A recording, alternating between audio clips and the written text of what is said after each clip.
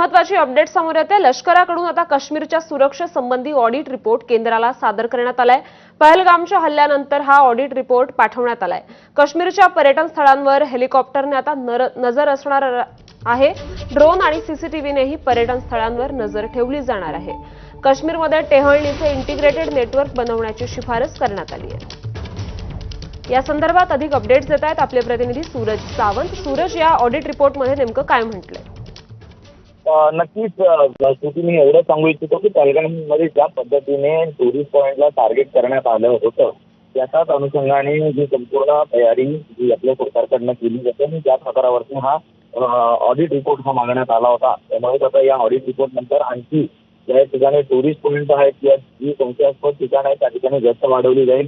त्या ठिकाणी हेलिकॉप्टरद्वारे त्याचबरोबर ड्रोन आणि सीसीटीव्हीच्या मदतीने देखील त्या ठिकाणी नजर ठेवली जाणार आहे, जेणेकरून अशा कुठल्या प्रकारच्या कारवाईंना त्या ठिकाणी वाव मिळता कामा नये।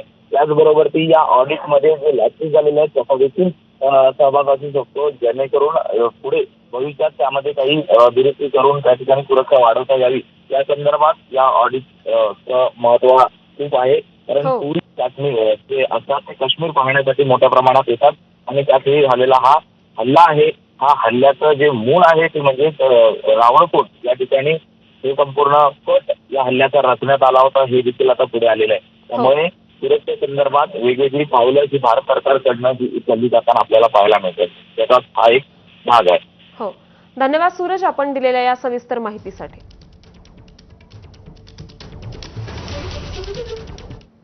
मुंबईतील एल्फिन्स्टन पूल आता 2 दिवस सुरू राहणार असल्याचा निर्णय घेण्यात आलाय। त्यामुळे एल्फिन्स्टन पुलावरून आता वाहतूक सुरू झाली आहे।